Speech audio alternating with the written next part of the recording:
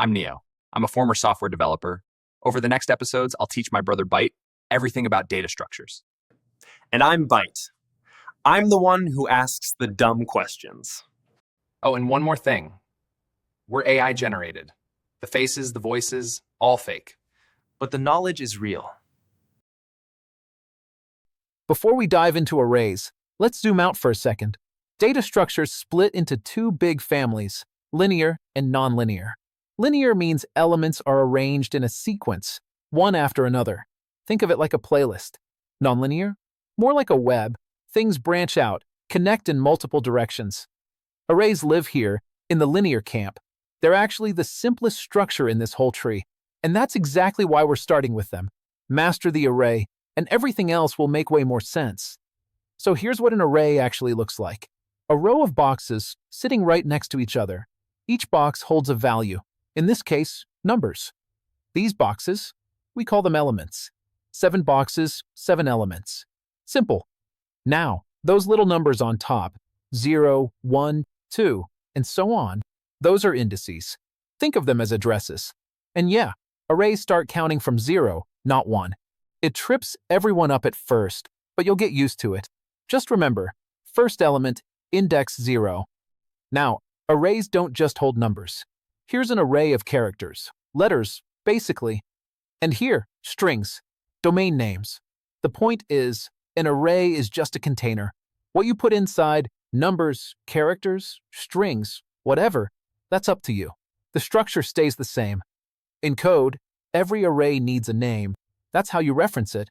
For simplicity, let's call ours A.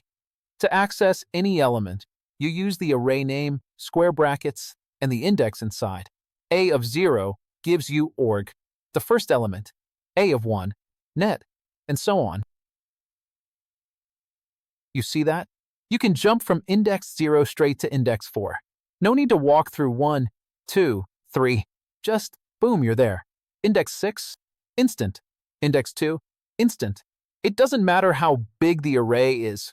Accessing any element takes the same amount of time. That's random access. And that's why arrays are fast. In computer science, we measure speed using something called big O notation. Don't worry, we'll dive deeper into this later.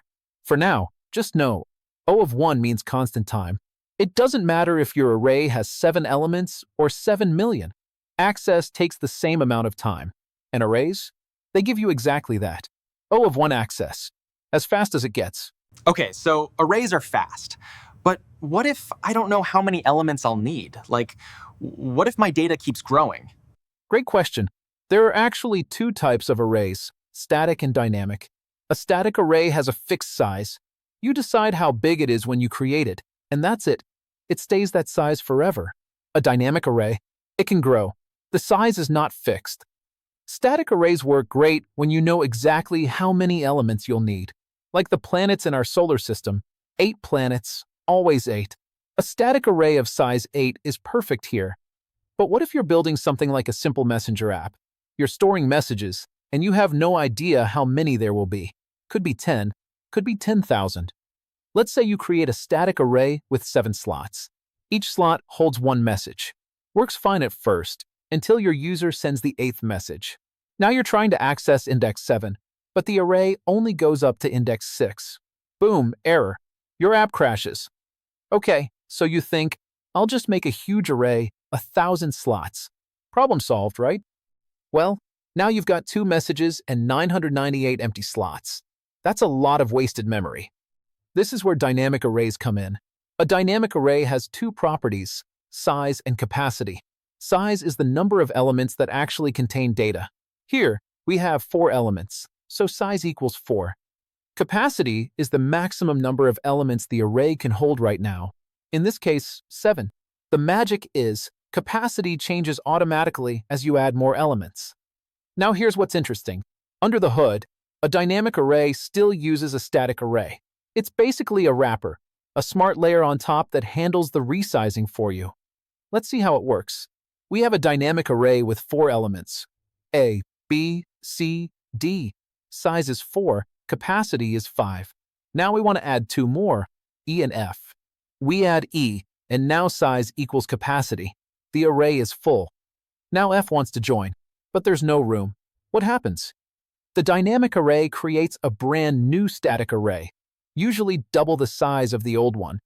Then it copies all the existing elements into this new array. And finally adds F.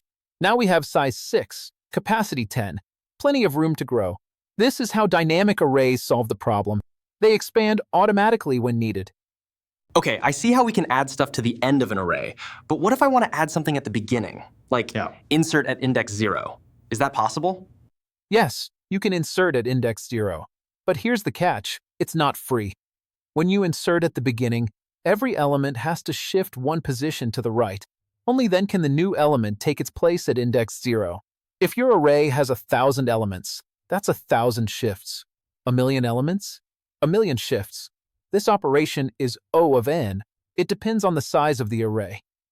Same thing happens with deletion.